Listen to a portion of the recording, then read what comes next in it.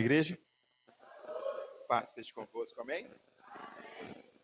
Amados, o tema da mensagem de hoje, como eu já falei algumas vezes, eu não gosto muito de falar sobre o tema, mas esse tema me toca muito. Eu gostaria que você entendesse e que você, no decorrer da mensagem, possa compreender exatamente o sentido dessa pergunta, porque o tema ela é uma pergunta, e a pergunta é o seguinte: o que fazer enquanto ele não vem? Você já se fez essa pergunta em algum momento? O que fazer enquanto o Senhor ainda não veio? Qual é o posicionamento? Qual é a estratégia? O que a Bíblia diz a respeito disso? Qual é o ensinamento que a Bíblia tem para nós a respeito desse tema? Então, esse é o tema da mensagem desta noite. O que os fazer enquanto ele não vem? Está lá em 2 Pedro, capítulo 3. Acertei dessa vez? A partir do verso 8. É um texto bem longo. Eu gostaria que você acompanhasse aí com calma, para que você possa entender o teor da mensagem desta noite. Versículo 8. Mas há uma coisa, amados, que vocês não devem esquecer, que para o Senhor um dia é como 1000 anos, e 1000 anos é como um dia.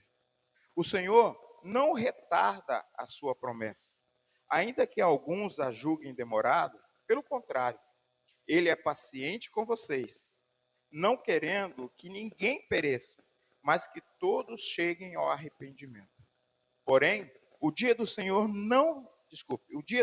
virá como um ladrão. Naquele dia, os céus passarão com um grande estrondo e os elementos se desfarão pelo fogo. Também a terra e as obras que nela existem desaparecerão.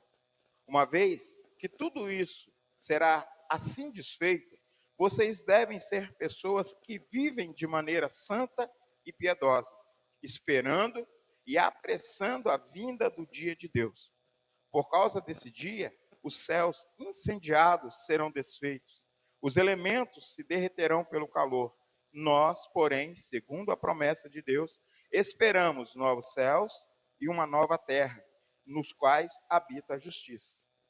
Por essa razão, amados, esperamos essas coisas. Esforcem-se para que o Senhor Deus os encontre sem mácula, sem culpa e em paz. E considere a longanimidade do Senhor como a oportunidade de salvação. Como também o nosso amado irmão Paulo escreveu a vocês, segundo a sabedoria que lhe foi dada, ao falar a respeito desses assuntos, como de fato costuma fazer em todas as suas cartas. Nelas, há certas coisas difíceis de entender, que aqueles que não têm instrução e são instáveis deturparão, como também deturparão as demais escrituras, para a própria destruição deles. Portanto, vocês, meus amados, visto que já sabem disso, tenham cuidado para que não sejam amarrados pelos erros desses insubordinados e caiam da posição segura em que se encontram. Pelo contrário, cresçam na graça e no conhecimento do Senhor e Salvador Jesus Cristo. A ele seja a glória, tanto agora como no dia eterno. Pai, a tua palavra foi lida. Ó Pai, ministra agora sobre nossos corações. Que não seja apenas, ó Pai, uma palavra solta ao vento, mas que essa palavra possa achar guarida em nossos corações, trazendo, ó Pai, o confronto para cada um de nós nesta noite, para que pensemos, ó Pai, qual seria a resposta necessária a essa pergunta. O que nós faremos enquanto esperamos a volta do Senhor Jesus. Essa é a minha oração, esse é o meu clamor, em nome do Senhor Jesus. Amados, apesar do texto longo, que na realidade eu deveria ler a partir do verso 1 até o verso 18, mas do versículo 1 até o capítulo 8, do verso 1 até o verso 8, Pedro ele dá instruções para a igreja. E dentre essas instruções que Pedro dá à igreja, ele está falando de alguns sinais que Jesus já ministrou lá no capítulo 25 de Mateus. Esse texto, ele é o espelho do capítulo 24 de Mateus. Ele é o espelho do capítulo 21 de Lucas. Ele é o espelho do capítulo 13 do livro de Marcos. Então, isso é apenas uma continuidade.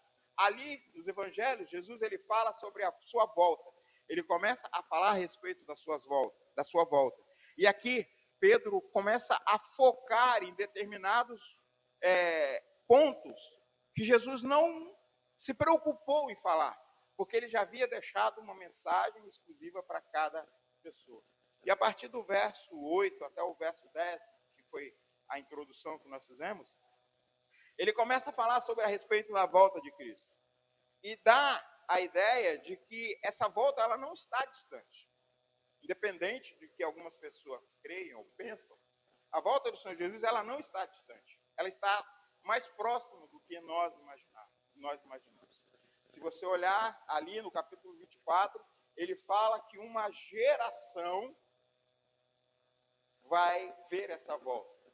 E se você gosta de números, uma geração na Bíblia dura apenas 40 anos. O que significa isso? Que a minha geração não vai ver a volta de Cristo.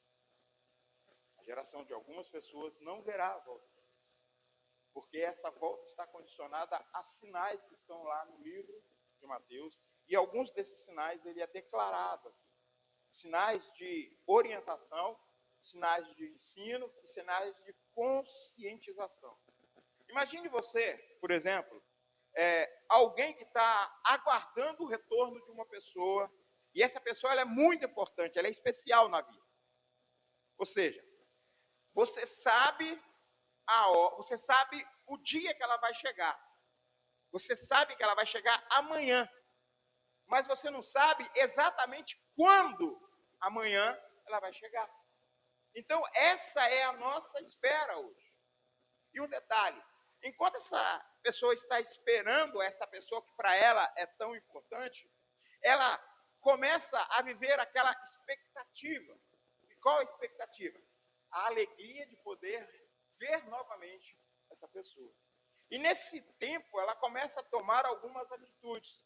Por exemplo, ela limpa a casa, prepara o ambiente, ela não tira o seu olhar do relógio, porque ela sabe que aquela pessoa vai chegar hoje, mas ela não tem ideia qual é o horário. Então ela começa a adiantar tudo, ela faz o almoço, ela faz a limpeza da casa, ela toma banho, ela se perfume, ela espera ansiosamente a chegada dessa pessoa tão especial.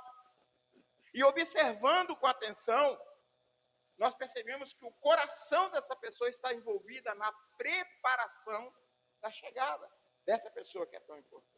Ou seja, aguardar a volta de Cristo não é a expectativa grandiosa como algumas pessoas estão vendo ou vivenciando, mas são os pequenos cuidados, os pequenos gestos que deixam evidente na sua vida, na minha vida, na nossa vida, que essa espera se é real.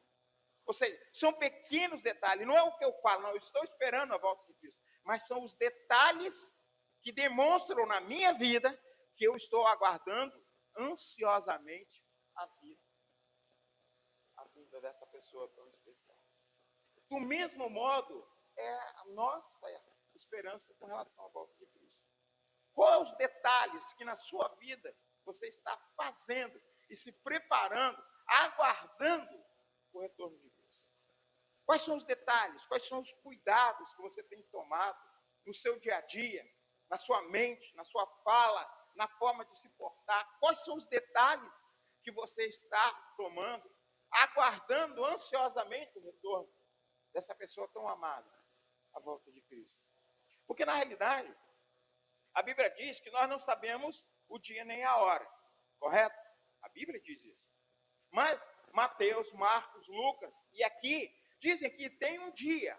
E nesse dia, como nós lemos, no verso 8, nesse dia, ali entre o verso 8 e o verso 10, ele diz que o mundo vai passar por uma transformação total. Os elementos se derreterão. Você sabe o que é isso? É que o calor vai estar insuportável, a ponto de derreter até a própria terra. Então, nós sabemos que quando esse momento chegar, a vinda do Senhor Jesus já está próxima. Porém, a gente não sabe quando. Se será agora, daqui a alguns minutos, 1 hora depois, 3 horas depois, talvez na manhã do dia seguinte. Mas é nesse momento, e é nesse exato momento que nós estamos vivendo hoje. Nós estamos vivendo exatamente essa espera. Eu sei que uma geração dura 40 anos. Se uma geração dura 40 anos, a Bíblia diz que uma geração específica não passará. Talvez a minha geração já tenha passado. Talvez eu já não esteja aqui quando o Senhor voltar. Mas talvez seja a geração dela. Seja a geração dessas crianças que estão. E a grande pergunta é: o que nós estamos fazendo para que essas crianças estejam entendendo e sendo preparadas para o retorno do Senhor? Porque é muito fácil esperar confortavelmente. Mas Pedro está trazendo aqui um alerta. O que nós estamos fazendo aguardando essa espera? Como nós estamos nos comportando? Pais, como você está fazendo para orientar os seus filhos a respeito dessa espera que vai se tornar real um dia? Porque a volta de Cristo é real. O próprio Senhor deixou isso muito claro. A minha volta será real. E o texto de Mateus diz que será como um raio que corta do Oriente ao Ocidente. Então nós precisamos entender isso. Nós precisamos compreender isso. Mas como fazer? E o que fazer para essa espera? O verso 11, o verso 13, eles começam a nos dar um norte de como essa espera deve ser feita. Olha só o que diz o verso 11 ao verso 13. Uma vez que tudo será desfeito, então pensa o seguinte: eu não sei o dia nem a hora, mas quando você vê esse mundo sendo revirado, a Bíblia diz que os céus se abrirão e se enrolarão como um pergaminho. Quando você ver isso, você sabe que ele está para chegar. Só você ainda não sabe a hora, o momento exato.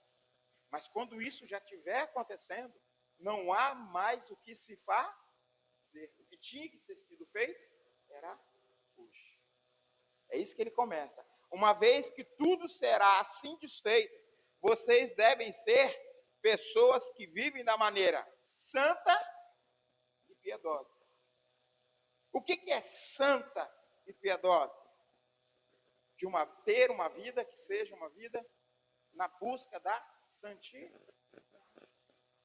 É lógico que nós somos sanguíneos, é lógico que o DNA do pecado está em nós, mas isso não nos impede que o sangue de Cristo que está sobre nós nos facilite a busca da santidade. E para buscar a santidade, nós vamos precisar rejeitar algumas coisas. Nós vamos ter que aprender a dizer não para algumas coisas. E Pedro continua: não é só santa e piedosa, ele fala esperando. É um contraste.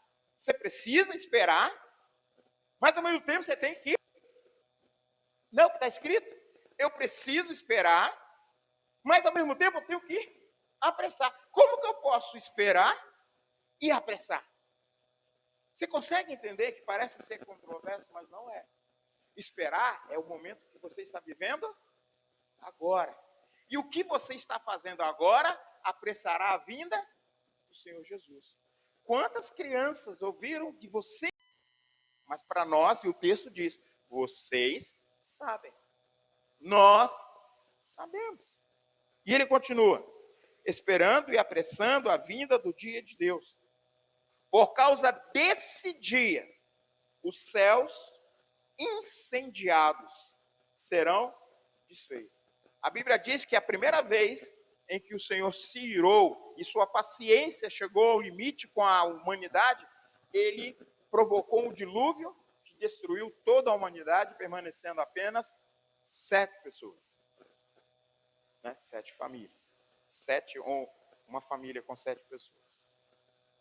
E agora, Pedro está dizendo, e o texto, se você olhar o livro de Gênesis, fala que o Senhor se prometeu que ele jamais destruiria novamente a terra com água. Mas o texto, Pedro está afirmando que tudo será desfeito através de um calor imenso. Olha só, os elementos se derreterão pelo calor. Você está tentando fazer um quadro de como vai ser a volta do Senhor Jesus? Para de pensar que vai ser como uma colega minha no curso que eu estou fazendo. Ela fala, nossa, quando Jesus voltar, minhas asinhas vão surgir, eu vou sair voando para encontrar. Não é bem assim não, querido. Os elementos se desfarão e se derreterão pelo calor. Aí ele fala, nós, porém, segundo a promessa de Deus, esperamos o quê? Não um mundo conturbado, não a destruição. Nós não estamos esperando. Vai haver destruição? Vai. Vai haver mortes? Não. Mas o mundo vai ser derretido? Mas vai ter gente que não vai mais morrer. Nós não estamos esperando isso. Nós estamos esperando novos céus e a nova terra, a nova Jerusalém que descerá do céu e vai pairar sobre o mundo. E aí começa todo o processo que está lá em Tessalonicenses, que não é o teor da mensagem de hoje. E o importante disso, o que Pedro está falando aqui, está no sermão profético de Mateus 24, verso 9. Olha o que o próprio Senhor Jesus diz a respeito da sua própria volta. Domingo nós vamos estar falando sobre sinais. Olha só o que o próprio Senhor Jesus diz. Logo, em seguida, depois da tribulação daqueles dias, o sol escurecerá, a lua não dará sua claridade, as estrelas cairão do firmamento e os poderes do céu serão abalados. Você imagina essa cena? Como que você acha que vai ser essa cena? Exatamente como está sendo descrito. Jesus descreve e Pedro amplia essa cena, como se ele já estivesse vendo como as coisas acontecerão. Ou seja, se tudo é passageiro, como Pedro e o Senhor Jesus está falando, e se tudo será desfeito, onde devemos investir o nosso coração hoje? Aonde você está investindo o seu coração? Aonde eu estou investindo o meu coração? Ou melhor, aonde nós estamos investindo o nosso coração? Essa espera, ela precisa ser centrada em algo. Essa espera da volta do Senhor Jesus tem que ser centrada no próprio Senhor Jesus. Mas esperando e apressando, o que é isso? Tomando certas atitudes. Primeira delas, santidade. Uma vida piedosa. Buscando a santidade em todo momento. E a busca da santidade exige de nós compromisso com a palavra. E compromisso com a palavra é justamente o que a nossa carne não deseja. Então não é só sentar e aguardar, não, eu estou salvo. Agora é só esperar.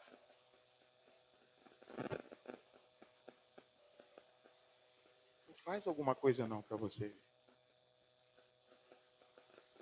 Se eu não fizer isso, se nós não fizermos isso, nós vamos ficar com essa pergunta soando em nossa mente. Aonde devemos investir o nosso coração? E a resposta que Pedro dá é clara. Devemos investir no que é eterno. Agora deixa eu te perguntar. E o que é eterno? O que vai se tornar eterno para você e para mim? O nosso relacionamento com o Pai. Esse relacionamento que nós estamos vivendo aqui, na volta de Cristo, ele vai se ampliar. Porque nós teremos os corpos transformados, glorificados, podendo ter novamente a mesma liberdade que Adão tinha, de poder estar perto e ver o próprio Pai. Porque hoje a Bíblia diz que nós não temos essa condição. Por que nós não temos essa condição? Por causa do DNA que nós herdamos. Ou seja, devemos investir o nosso tempo. E o nosso investimento é o tipo de relacionamento que nós estamos tendo com Deus. Eu vou esperar, mas eu vou esperar buscando o que é eterno, me relacionando com o Senhor. Jeremias capítulo 29, versículo 12 e 13, tem praticamente um versículo que está na mente de todo cristão que eu conheço. Aí você, mas eu não conheço. Conhece.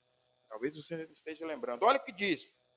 Então, vocês me invocarão, se aproximarão de mim em oração, e eu os ouvirei. Vocês me buscarão e me acharão quando me buscarem. Você entendeu aqui? A ação de fazer algo não é do Senhor. A ação, quem vai ter que gerar, sou eu. Vocês me invocarão. Sou eu que vou ter que buscar, clamar, orar, pedir, suplicar a presença desse Deus na minha vida. Que o Senhor esteja comigo. E quando eu buscar, na minha oração, eu começo então a me aproximar do Senhor Jesus. E quanto mais eu me aproximo, a primeira promessa já está aí. Então o Senhor fala, eu os ouvirei.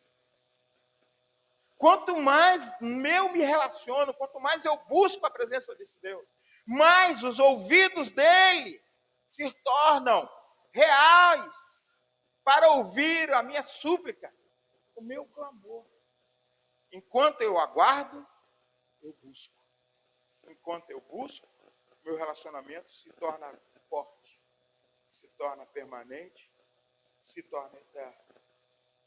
E o texto fala, esse buscar viver da maneira santa e piedosa vai exigir de nós, mais uma vez, uma entrega total. Então, se você ainda não tem uma vida de entrega, comece a reformular o seu pensamento a partir de hoje. A palavra do Senhor, ela é viva e eficaz, ela não volta atrás e não muda uma única vírgula. A volta do Senhor Jesus é real. E quando ele voltar, ele vai buscar aqueles que estão preparados. Ou seja, o nosso relacionamento com Deus exige busca. E o mais importante, meu querido, como eu falei no início, eu tenho certeza disso, nós não estamos esperando o caos. Eu sei que o caos vai acontecer, mas não é isso que eu estou esperando. A minha espera, o meu anseio, o meu desejo é ver o retorno do Senhor Jesus. Então nós precisamos entender isso. Porque quando ele vier, novos céus, nova terra, onde habita a justiça, onde habita o Senhor Jesus. E ali nós estaremos. O segundo ponto que Pedro deixa claro no texto, está aí no verso 14 e verso 15. Olha só que interessante. Na primeira parte, Pedro fala que o que é permanente. O que é permanente? A eternidade. Mas a eternidade precisa de um começo. O começo começa agora, na nossa espera. Enquanto nós estamos esperando, a eternidade está sendo preparada para nós. Aí no verso 14 e no verso 15, olha que interessante. Essa busca pela eternidade vai exigir de nós algo. Lembra que eu falei? Esperar e apressar. Isso exige posicionamento. E o texto, verso 14 e verso 5, ele fala, que tipo de espera é essa? E a espera é diligentemente. Você sabe o que quer dizer isso? Esperar diligentemente significa esperar com zelo, com cuidado, aplicar-se em realizar algo. Lembra que Jeremias falou que nós temos que buscar em oração? Então eu vou me aplicar a buscar a presença, vou me aplicar ao meu relacionamento com o Senhor. E quanto mais eu me relaciono com Ele, mais Ele se aproxima. E quanto mais Ele se aproxima, mais eu sou santificado.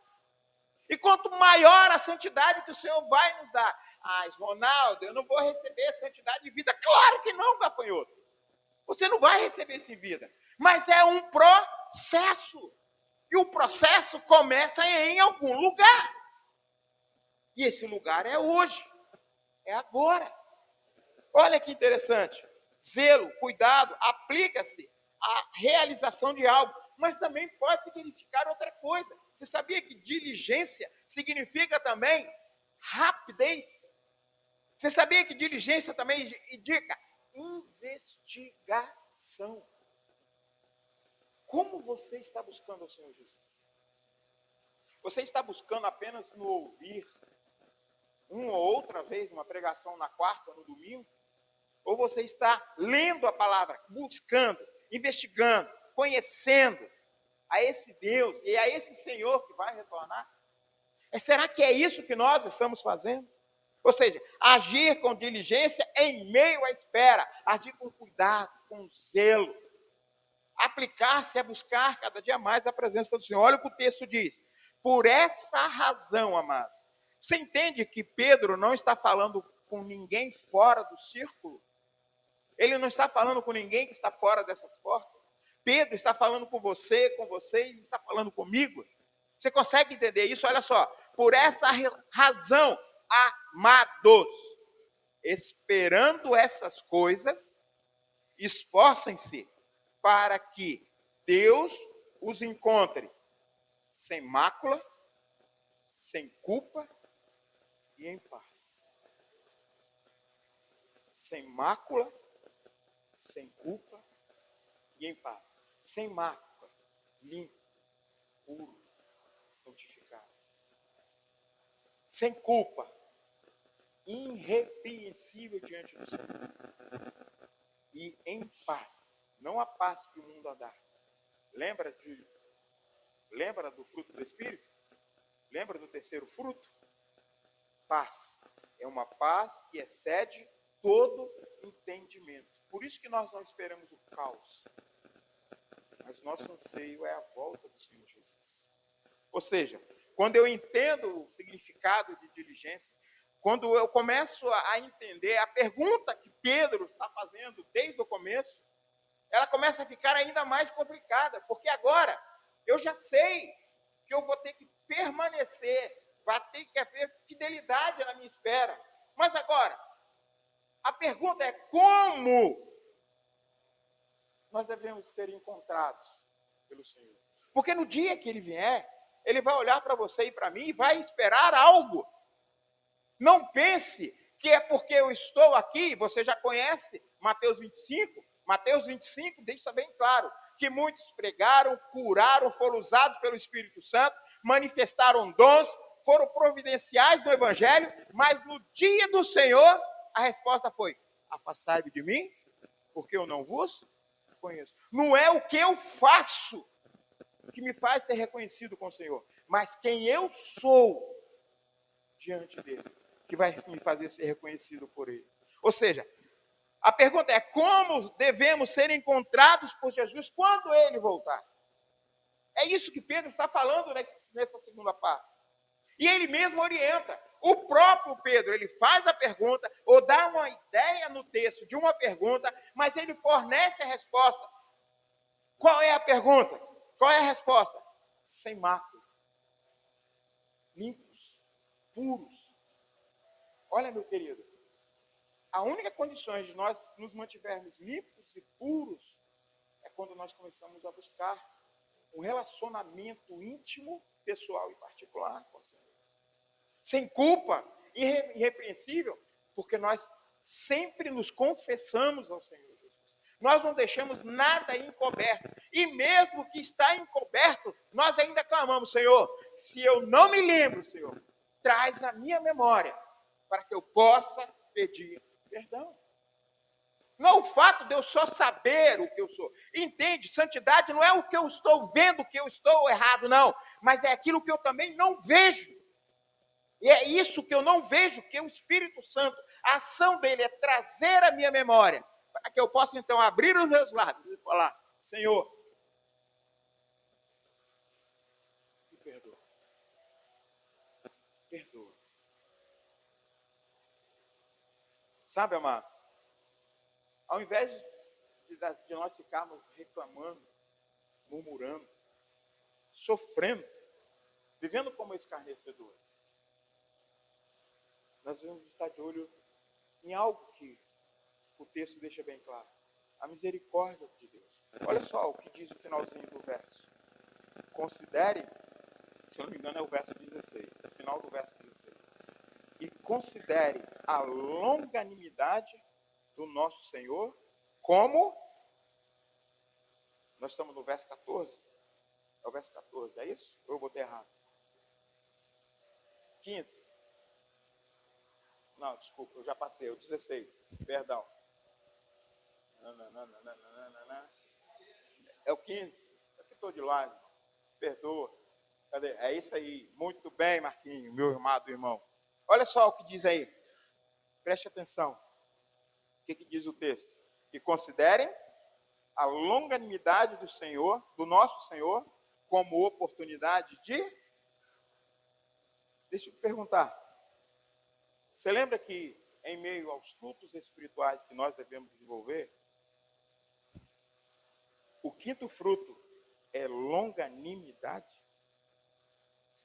Você lembra disso? Nós temos 3 primeiros frutos que falam do tipo de relacionamento que eu tenho com o Senhor: amor, alegria e paz. E agora ele começa a falar. Primeiro ele já falou da paz, meu relacionamento com ele. Agora ele começa a falar sobre longanimidade. Longanimidade é paciência, é perseverança. Deixa eu te perguntar, quanto você tem sido paciente com essa pessoa que está do seu lado? Porque o Senhor, Ele está retardando a vinda dele, porque Ele não quer que nenhum parente seu ou meu ou nosso se perca.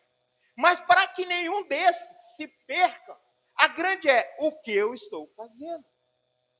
O que está saindo dos meus lábios, o que está saindo do meu comportamento, do meu testemunho. Isso está atraindo ou está repelindo? Porque o Senhor, lembra, esperar e apressar. E aqui o Senhor fala, paciência. Mas a paciência é dele. Porque o texto diz que o Senhor ama todos e não quer que nenhum só se perca. Mas para que nenhum só se perca, nós precisamos fazer a nossa parte. Se nós não fizermos a nossa parte, talvez nós vamos perder pessoas que poderiam estar no mesmo lugar que nós estamos ansiando estar.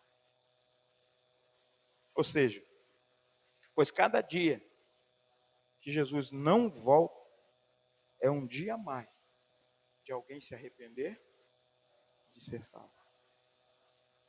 Você consegue entender isso, meu filho? Toda essa espera, ela não deve ser estagnada. Tem que produzir alguma coisa. Você sabe muito bem, uma água que fica parada, sem fluxo nenhum.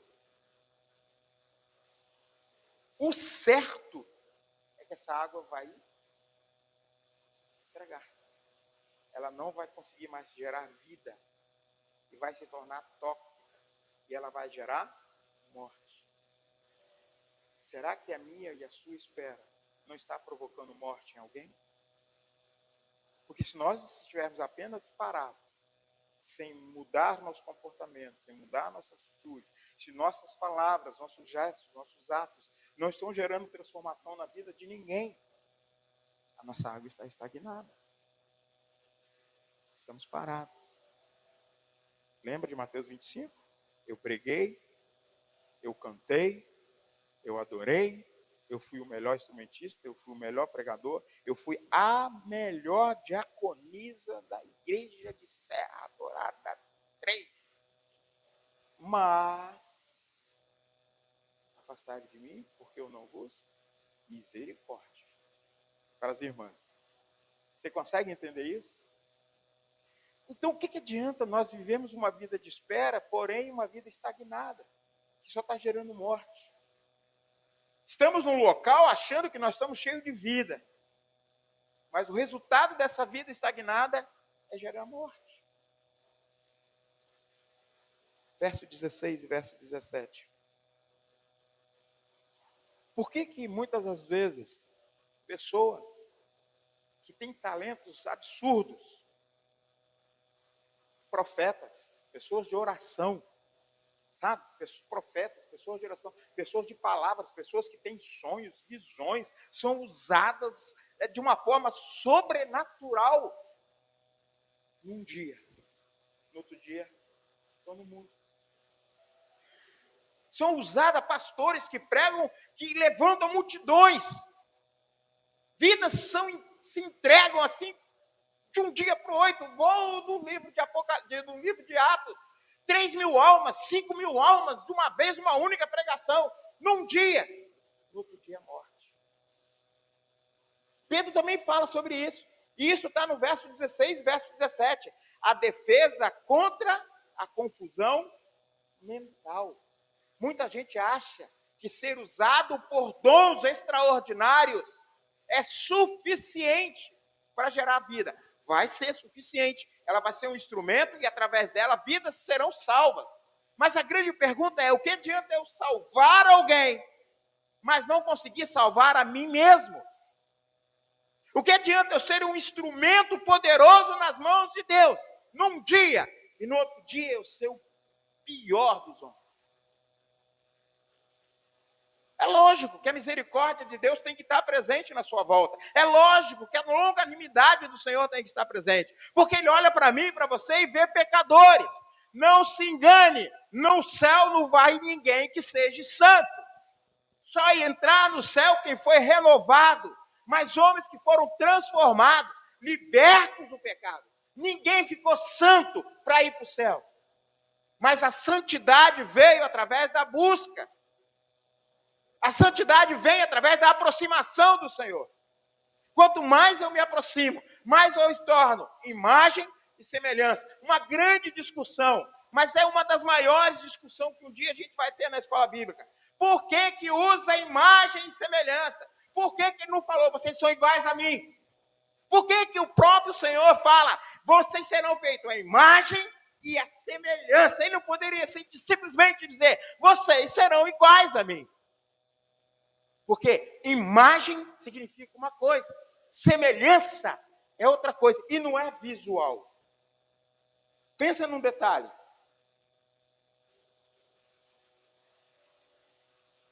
Pensa no detalhe, uma coisa simples que você tem no seu celular. Alguém já viu, alguém tem quadro em casa? Pintado por alguém? Você tem? Deixa eu te perguntar, aquele retrato, ele aconteceu por quê? Aquela imagem que você tem na sua casa, ele aconteceu por quê? Quem? O autor do quadro. Então, nós somos a inspiração de Deus. E na inspiração que Deus viu, Ele colocou em nós talentos e dons que são deles. Governo, direção, antecipação. Sabe, aquele anseio de buscar cada vez mais a presença dele. Então, essa imagem, que é o que reflete a pessoa do próprio Senhor, está embutida em nós. Hoje, ela pode estar corrompida por causa do pecado, mas é o que está em nós. Mas e a semelhança? São as nossas atitudes que refletem ao que Cristo fez. E como essa semelhança com Cristo está sendo refletida em nós? De que maneira você olha para mim e ver a representação de Cristo, a semelhança dele na minha pessoa? De que maneira alguém está olhando para você, está vendo em você a semelhança de Cristo? Nós não devemos ficar esperando sentados na cadeira do papai, meu querido. Tem que haver um processo de transformação. Olha o que diz o verso 16 e 17. Ao falar a respeito desses assuntos, mais uma vez, eu gostaria que você prestasse atenção. Ao falar, mais uma vez, demonstra que ele não está falando para pessoas que não fazem parte do meio. Porque ele é o que ele continua dizendo. Ao falar a respeito desses assuntos, como de fato costuma fazer em todas as suas cartas, ele está falando das cartas de Paulo, a forma como Paulo escreve. E ele fala bem assim, nelas há certas coisas que são difíceis de entender. E é verdade. Para e tenta ler o capítulo 9 de Romanos. Para e lê o capítulo 9. Você vai ver que ali há um reflexo entre a autoridade de Deus e a vontade permissiva do homem. Um contraste onde Deus é a autoridade, mas a vontade do homem também está explícita. Como é que você consegue juntar isso? Deus, ele não é autor de tudo? Ele não é senhor de tudo e de todos? Como é que Paulo coloca duas coisas como se fossem iguais? A autoridade de Deus, mas a vontade do homem. Porque algo precisa ser falado ali. Mas para muitas pessoas que leem, não conseguem entender o que Paulo está falando. Então, são coisas que são difíceis. Nós temos outros textos ainda muito mais difíceis de compreender na Bíblia. Mas ele está lá. E ele precisa ser entendido. Eu, você, nós precisamos entender esses textos difíceis. É isso que Pedro está falando. Nelas há certas coisas difíceis de entender. Aí ele vai falar, por que é difícil de entender? Que aqueles que não têm a instrução e são instáveis deturparão, como também deturparam as demais escrituras. Lembra que eu falei que eu sou um pregador poderoso, o Senhor me usa de uma forma sobrenatural. Num dia eu salvo muita gente, através da palavra que eu vou ministrar, que é a palavra do Senhor. Mas no outro dia eu estou no mundo. Então eu sou uma bomba na mão do Senhor, mas eu sou um projeto em autodestruição na mão do diabo. É isso que ele está falando. Pessoas instáveis. Por causa da instabilidade, deturpam o ensino da palavra. E ele continua. Como também, eles não vão só deturpar aquilo que é ensinado, aquilo que você está aprendendo aqui nesta noite, mas também deturparão toda a Escritura. Toda a Escritura. É o que nós vemos hoje. Tem pessoas que foram instrumentos maravilhosos na mão do Senhor. Mas que hoje, se você um dia chegar a falar com ele, você está esperando a volta de Cristo?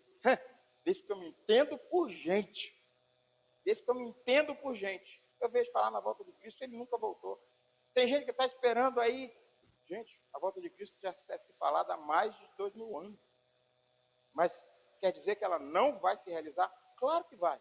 Por que ela não está se realizando? Por causa da longanimidade do Senhor, a paciência que o Senhor tem, porque Ele quer que todos se... E Ele continua, portanto, vocês, amados, visto... Olha, Ele não está falando com ninguém que é ignorante. Olha o que Ele fala. Porém, amados, vocês, visto que já sabem disso. A única maneira de nós sabermos o que Ele está falando é se nós estamos conhecendo e aprendendo dentro das Escrituras.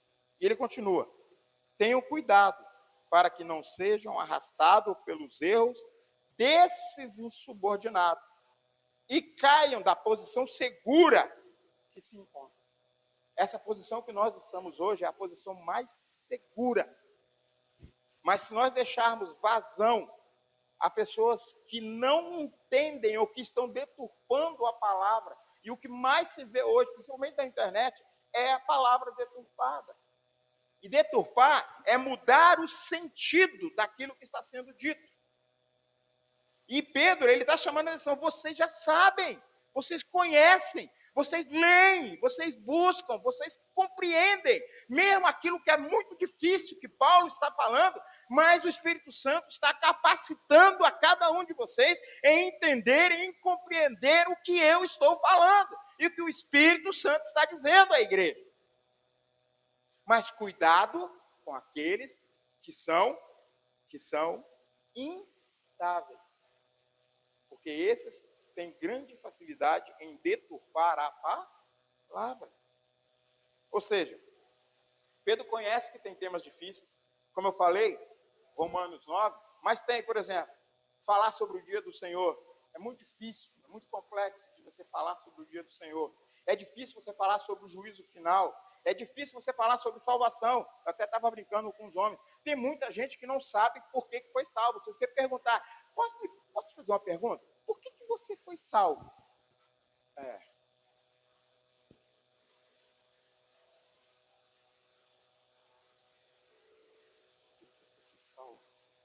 Por que o Senhor morreu na cruz por você?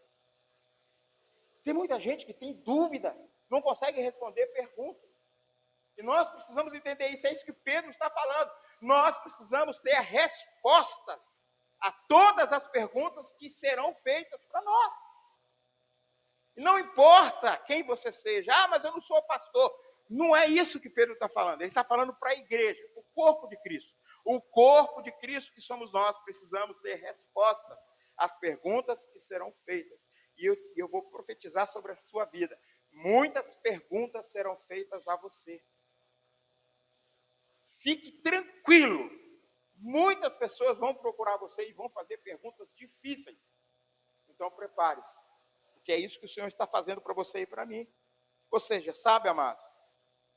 E para que essas perguntas sejam respondidas, Pedro deixa... Gente, Pedro, ele fala a realidade, mas ele deixa o conselho.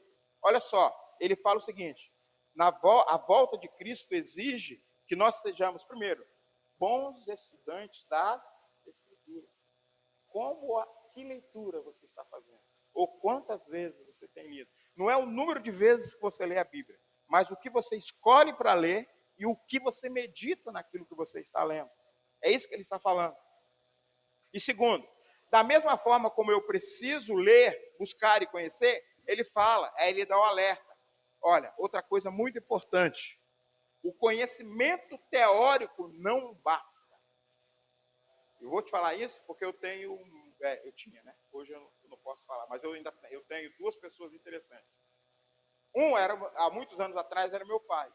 O meu pai, ele já tinha lido a Bíblia não sei quantas vezes. Ele sabia de cor e salteado os textos bíblicos. Porque minha avó cobrava dele o tempo todo. Você precisa conhecer, você precisa conhecer. A minha avó era mãe, não era mãe biológica, era mãe dele. Ele foi adotado cedo. E ela não sabia, minha avó não sabia ler, e ela cobrava dele a leitura bíblica. Então ele aprendeu a ler a Bíblia desde cedo. Mas se você parasse para conversar com ela, ela te dava um show de Bíblia. Não me pergunte por quê, nem como. Até hoje estou tentando entender como que alguém que não sabe ler consegue falar tão bem da Bíblia. Então, o Espírito Santo, ele é maravilhoso. Mas volta ao meu pai, ele conhecia a Bíblia de ler várias vezes. Mas deixa eu te falar, esse livro aqui nunca fez efeito na vida dele. Não mudou nada. Não mudou uma única vírgula na vida dele. Então, só conhecimento teórico do que está escrito aqui, não muda. O que muda é o tipo de relacionamento que nós vamos ter com o Senhor. Nós precisamos conhecer, saber, para poder ter respostas. Mas qual é o meu relacionamento? Porque o meu relacionamento não é com você. O meu relacionamento é com Ele. É com Ele que eu tenho que me preocupar. Porque é Ele que vai garantir a vitória no fim da minha vida. E o verso 18, para completar o que nós estamos falando, ele fala o seguinte: pelo contrário, cresçam na graça. Lembra o louvor que a nossa irmã falou aqui? Cantou aqui acho que foi o segundo ou o primeiro, acho. Ela cantou sobre isso. Cresçam na graça, no conhecimento do nosso Senhor e Salvador Jesus Cristo. A Ele seja a honra, tanto agora como no dia. O dia eterno aqui, você sabe que ele está falando da volta de Cristo, tá? O dia eterno aqui não é a eternidade após a volta de Cristo. Ele está falando o dia eterno é no dia da volta de Cristo. No dia que Cristo voltar, a eternidade vem com ele. E é nesse dia que nós temos que estar. Crescer na graça, que é favor imerecido, o que nos sustenta é aprender a depender de Deus. E aprender a depender de Deus é através das Escrituras. E o conhecer o nosso destino final também vai ser através da Escritura. Nós precisamos conhecer qual vai ser o nosso destino final. Querido, nós não vamos ficar só cantando, só levantando a mãozinha no céu, só gritando aleluia, aleluia, aleluia, aleluia, aleluia, aleluia, aleluia, aleluia, aleluia, aleluia, aleluia, aleluia, a eternidade inteira. A Bíblia não fala isso. A Bíblia fala que existe uma vida após a eternidade. E essa vida é projetada para aqueles que fazem parte do corpo de Cristo. Nós precisamos entender isso. Vou pedir o departamento de música que vem.